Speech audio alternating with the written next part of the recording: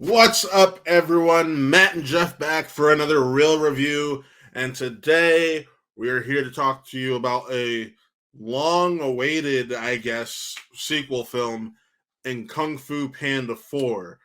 8 years after the third film, which took 5 years after the second film, which took 3 years after the first film. So, hey, DreamWorks takes their time, man. They do take their time, but let's also remember that they did have some television stuff. They had they Yeah, had like a they had like Legends of a Awesomeness. they had a holiday special. They had Legends of Awesomeness. They had Paws of Destiny, and then most importantly, most recently in 2022 and 2023, they had for what was it 42 episodes? I'm pulling it up right now. 42 episodes. They had Kung Fu Panda: The Dragon Warrior on Netflix, where Jack Black also I don't know why I'm saying plaque. Jack Black played. That's it. Poe again. He reprised the role, and they were able to get him to play as well as James Hong back as his adoptive father. And I think that it's just cool that this is something that they've been able to keep going in a way that I would say at least. I haven't watched the television shows or anything, but through the first three movies, so I'm talking 8 years ago at this point. Yeah. Cinematically speaking, they've done a really good job trying to maintain quality at like a certain level or range that is good Oh overall. no, I'm Okay. not. I'm not. Let me get this. Let me make this clear real quick. I'm not taking shots because DreamWorks has They the take their ability time. to do that because it legitimately the Shrek films. It over what was it like 10 years we got, or was it 10, 12 years we got 5 films. 8 years. 8 years. Well, okay, it was 8 years that we got over between 2002 and 2010. We got the four Shrek films. Then in Yes. 2011, we got Puss in Boots, and then in Puss 2022, we got in the Boots. best of the whole series, Puss in Boots: The Last Wish. Yeah. Well, Sorry, I know some people really need a hero, but for me, that hero is Puss in Boots. I'm just saying, like DreamWorks is like they take their time with their sequels, and I can appreciate that. Whether it be Madagascar series, Shrek, Kung Fu Panda, I really wish we'd get a long-awaited sequel to Road to El Dorado, but that's just me. Yeah, the difference is that one I don't think had that early success for them No, really and building off of it. it's also 2D animation. Yeah, I mean, at least we'll have the meme. Both is good. Yes, both is Both good. is good. But I mean, here, like I will be transparent as all hell. I only saw the first Kung Fu Panda movie up until the last couple days. I binged watched the living hell out of. I rewatched the first one, saw the second one for the first time, and saw the third one for the first time. So Binge watch the living hell, as in you watched three movies. Guess who also had only seen the first Kung Fu Panda movie until a couple of days ago? This guy. yep, So at the time of this recording, I watched Kung Fu Panda 3 for the first time earlier today. I just got same. back from Kung Fu Panda 4. Yesterday, I watched Kung Fu Panda 2. The day before that, I watched Yeah, the first Kung Fu Panda. I did both 1 and 2 yesterday, but no, But this yeah, so I don't have any specific attachment to the franchise as a yes, whole. it's Just let's be honest, we're looking at the franchise as a whole through the lens of being essentially 30 some odd year old men. Matt, before we get into Kung Fu Panda 4, and hopefully we won't go half an hour, we'll see.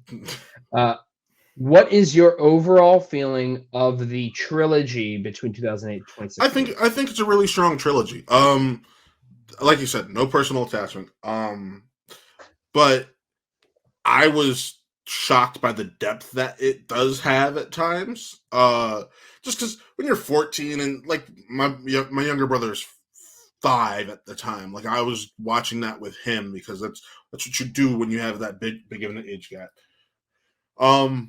But I mean, I had fun with it then, and then the next one didn't come out until I was 17 essentially, and at that age, you're like, I'm too cool for animation, I'm not gonna watch that. And then they continued with the third, and now here we are. I review movies for a side gig, and it was fun to actually see how that depth that you get, especially in kids' movies, whether that be stories about family, stories about accepting yourself and what you and the potential you can have, or just the story of letting go of your past and embracing your future. So like that all resonated with me. I thought that was cool.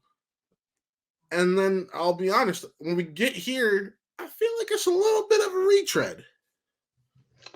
So I will agree with virtually everything that you say, with that you said there. Not you will say. I think that it is a surprisingly deep series that is constant, that is filled with slapstick humor, filled with all of these great action set pieces that are really well choreographed. Yes. I think that the repetitiveness actually is built in. It's almost like it's a feature, not a bug, for better or worse, of the series through all of these movies, one, two, three, now four.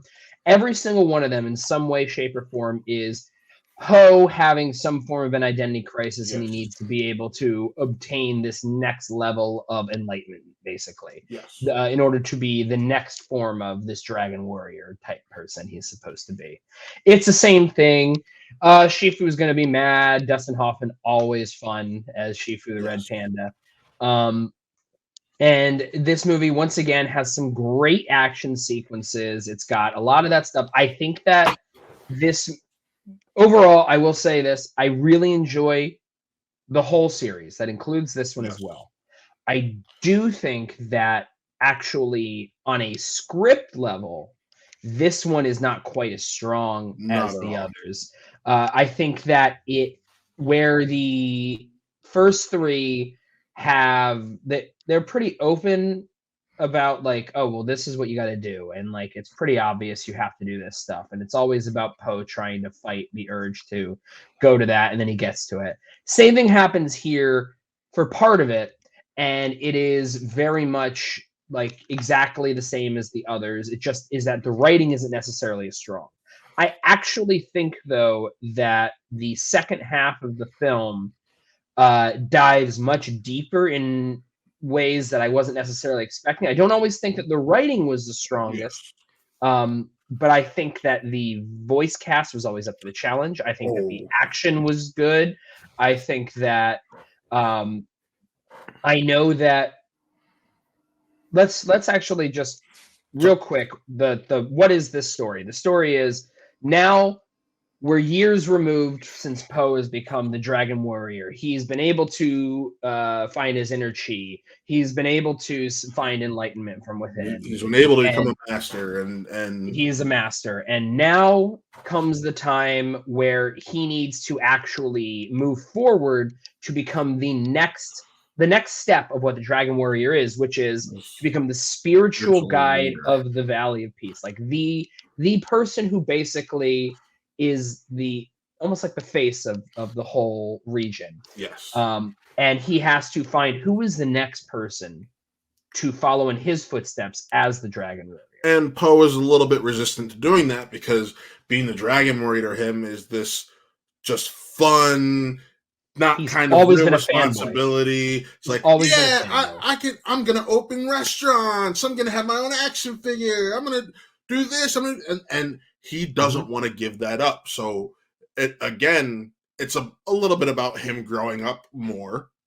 We have to remember when this series first started, it was about this guy who was just a kung fu fanboy Yep. suddenly being told, now you got to do all the kung fu. No, Now, you're the future of this whole kung fu shindig. It's you. now he can do all the kung fu. Well, what's next?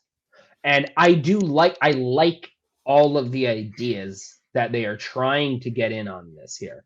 Um, of course, another villain comes into the picture, and this villain once again wants to use kung fu to take over the Valley. world. It is actually very funny. Where so of course Poe has to go on a journey, and he has to go on a journey alongside Shen, who is this fox who is really good at stealing and whatnot, voiced by Aquafina, who I know very much so. Aquafina is a your mileage may vary performer. This was a performance I loved of hers. I'm not even gonna lie. I think she was great. I was constantly bracing because of the amount of slapstick and aggressive humor that can be found in the Kung Fu Panda franchise. I was so prepared to actually be annoyed by her because I think that there's an aggressive quality to her voice in some vocal performances that I think that I was prepared to the kind of humor that Kung Fu Panda series would have would maybe pull the worst out of her, and I think that it actually pulled some of the best out of her vocal wise. You mean like when she was Scuttle or last year in Little Mermaid? Yeah. Like exactly that. And I actually don't hate that movie. I don't hate that either. I just here's the scuttlebutt. All right. My point is, like, you're talking about these performances. And her vocal performances. I knew exactly what you were talking about in that moment. So hey, she was strong. Can I talk about Viola Davis for a minute? Because getting to these characters in the voice cast, it felt like I was just watching a toned down version of what she was doing in the Ballad of Songbird and Snakes, and I love that she's just getting to have all this fun. She's great. I think that the setup for the chameleon, the villain, is by far some of the worst aspects of this film, though. I think that it was very much she's a villain and she's gonna be bad, and here's the reason why. And it's like, okay, I kind of get it, but at the same time, it's like you could have made the same point, but just like if it was written a little better, it would have. This movie moves at a clip. Yes. All right. It's 90 minutes. It boom, boom, boom. It keeps going, just like all these movies. But as a result, I felt like we needed 10 minutes more. I felt like it moved faster than some of the other ones. The pacing was a little bit off, especially the pacing was really fast with this one. I think that as a result, I actually think that pretty much everything with Poe and Shen and everything else that we'll get to in a moment, I think all that was really good as is for the most part. Everything, though, that kind of involved the chameleon and some emotions that other characters have as a result of it, it went a little too fast. I would have been fine with an extra 5 to almost 10 minutes just to build out that more, to make us care more about how villainous she is, how evil she is, how strong she is. I would have liked that more. And honestly, arguably that was my biggest problem. The weakest motivation out of any villain in the series. Yes, but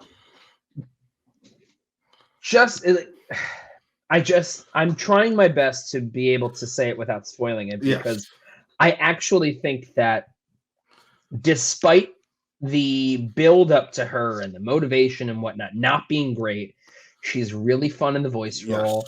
And the final fight sequence with her is fantastic. So cool. Listen, I don't know. Especially just animation. How filled was your theater, by the way? 3/4 of the way. A lot of family. Mine was packed almost completely. I was very lucky. The seat right next to me was empty, so I got to put my jacket there. It was really nice. I had kids to my left, kids to my right, kids down in front. Every action sequence would end, and then there'd be one kid who I would just hear clap every time. And when the final action sequence was over, the kid right next to me, who hadn't really talked much during the movie, goes, "That was amazing." And I'm like, yeah. Yes, it was. the animation in that sequence was just phenomenal. It really was. There's so much really inventive. That's one of the things I love about the series. They're able to use the art of animation as an advantage to how they're able to choreograph and visualize a lot of these sequences. And I think that some of the action in this movie is some of the best of the whole series. Yes. I wish that, the way it's able to hit on some of its themes were better, that the script was a little better in some places. I love the character journey of Poe, because I think that one of the things that this does that I'm fine with is, that there is no Furious 5 in this movie, really. Like they touch upon them, but they're not there. The voice cast is not there. they're not there and they don't talk or anything. Like they show up briefly, but they show up in the way that like Shrek and Donkey showed up in Puss in Boots: The Last Wish. You remember? They showed up in a single shot. Yeah, It's like that because, and you know what? Fair. You know why? Because he's been the Dragon Warrior for 16 years. Okay. Well, in our world. I do want to point out there was a nice little callback to Kung Fu Panda 2, where just with Mantis, and if you know the joke about what praying mantises do in real life, yes. that was a cool, very funny callback. There was funny. Some funny stuff there. But what I like is they're like, yeah, like the Furious Five, they don't just stand around here all day and like they all have their own missions. What are they training for? Now we know, because they never actually, in the other 3 movies, they never actually like touched upon what they do outside of their fighting with Poe now. So I like that this is all like, yeah, these 5 guys, they're all out doing like other like adventures, the exact things that they should be doing after their training here. Yeah. So, which is really cool. They're all protectors of the realm. Speaking of which, I would love to say, I want to point out that this movie actually showed something that I wasn't aware of in the other ones, which is that the journey that they go on involves them leaving the Valley of Peace. And whenever they try to, he's like, I'm a Dragon Warrior. And people are like, I don't know who this is. And at one point, I'm like, it's funny because they don't know who he is. And then I'm like, oh, because it's a script, they say stuff very obvious ways that are like, okay, cool, fine. But there's one obvious joke that like I'm thinking, and then Jack Black says, and it's so funny to me, where it's not so much me spoiling the joke as it is just the delivery of it, where they're like, we don't know who this is, and he's like, wow, like I didn't realize that that I was that regional. No, that was a joke that got me. I will say, I could have swore they technically left the valley in the second film, but they didn't really go, I guess, far enough with it. So I like that journey. You know whose journey I actually loved? I love the journey of Poe's 2 dads.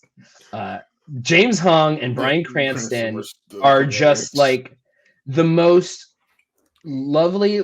Like it's just like, yeah, he's got 2 dads now. He's got 2 dads. Like that's the whole point of the second movie. The third movie. The third movie is all about just, you know, when it comes, it's wonderful adoption story and the idea of biological parentage versus you know, who's the one that raised you. And I love that story.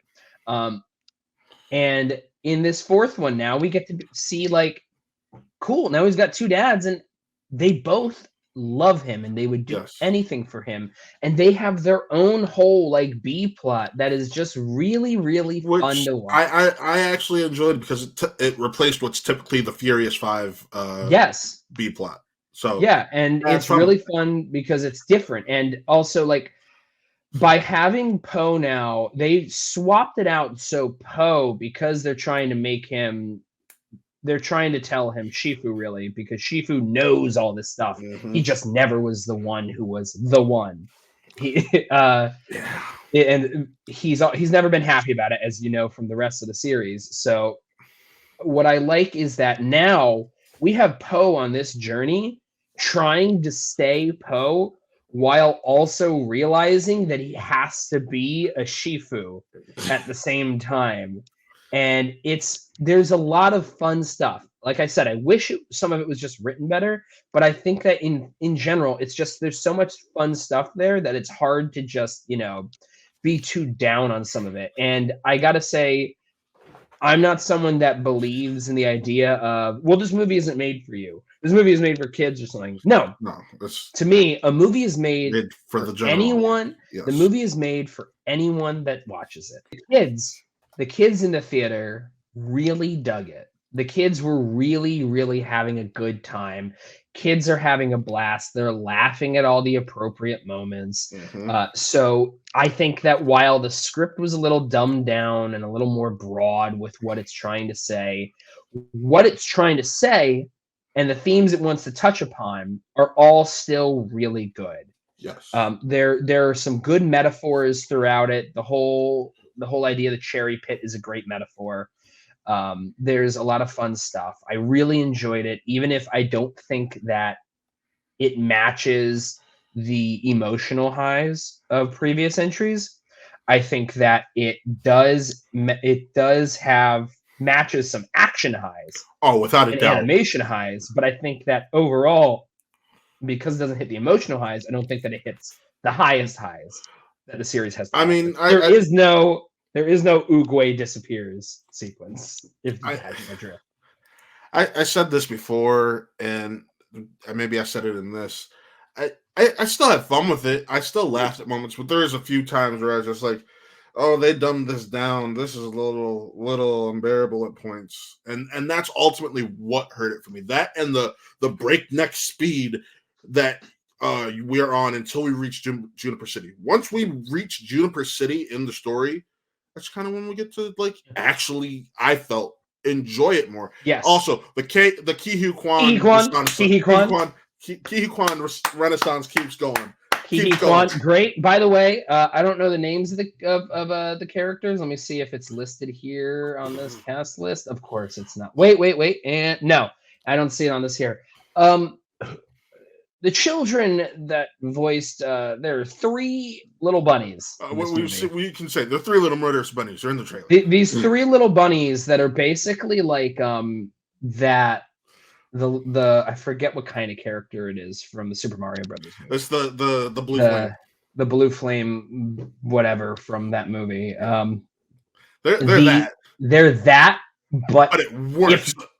They're that, but if that was like actively trying to hurt you instead of just waiting for pain to come to hit. I also felt like they worked. Them and the cover we get for the end credits, some of my favorite stuff for the movie. It's yes, there's a song that plays over the end credits, and you might have seen it if you've just been on the internet recently and saw Jack Black show up. And I cannot wait. I need to see if it's available for me to put on my Apple Music so that way I can blast it repeatedly, because I just happen to have been blasting a lot of Tenacious D recently. But no, anyways, yeah. Let's wrap it up. Yeah, final if I'm giving thoughts between the voice cast, the fun you do get to have when you actually get to slow down from Juniper City on, just that is why I'm giving it as high as a grade as I am. That first half, I suffered through that personally. I know we have close grades, but not exactly similar, and that's because we and I think you and I said it in text. We both really dug the second half of the film. Just that first half, it bugged me a little bit more than you. So if I'm going to give this a rating, giving it a 3 out of 5. That's my personal rating, and it just goes back to the breakneck speed, the feeling a little unbearable, too childish at points, considering what the other films were. But again, that's just me. And Jeff, what's your rating? So I do think that there's some dumbed down stuff in the script. The breakneck speed is actually it's actually really good. Like as I'm watching the movie, I'm like, man, it is just like it is moving, it's moving. And then I'm like, man, I wish it would just take a moment to breathe for like a couple minutes. And almost all of it when it comes to the chameleon stuff. That's it. I really love the voice cast.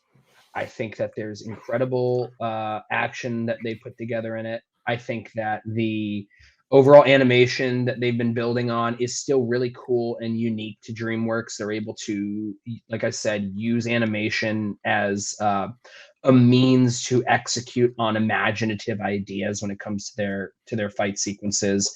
I really liked all the stories it was telling. I wish the script was stronger. I wish the pacing was just a smidge better.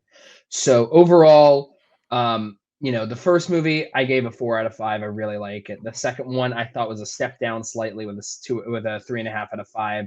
The third one I also love. It's a 4 out of 5, almost as good as the first one, I think. This one, I think I'm back and forth on if I like it more or less than the second one.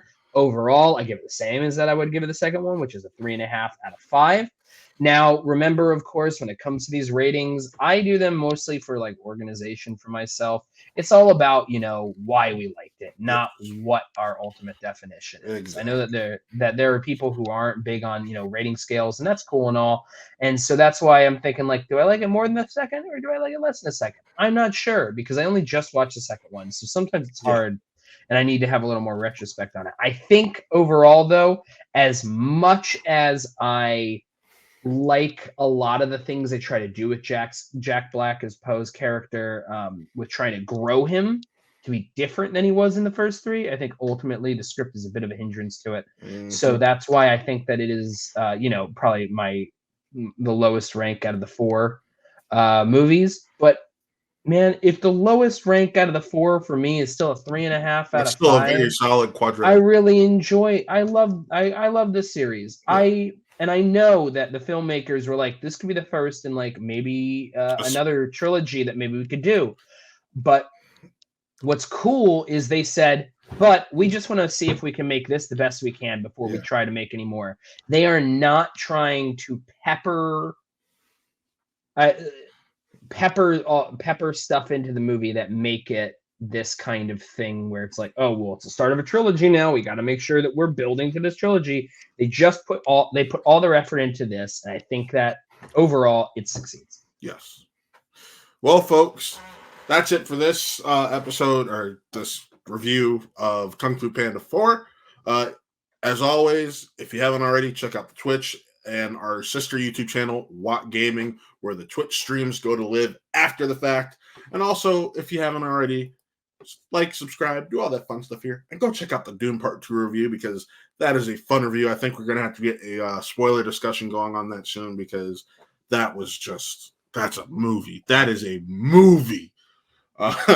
It's a lot of movie. Yeah. Anyways, yeah, we should wrap this up because Yeah. this review for a 90-minute movie was longer than the review for Dude, by a minute. Well, we'll see. But signing 3 off, minutes folks. so far. Signing off, folks. See how the edit goes. I'm Matt. Signing off. That's Jeff. Signing We'll off. see you I'm next Matt. time. That's Jeff. Peace out.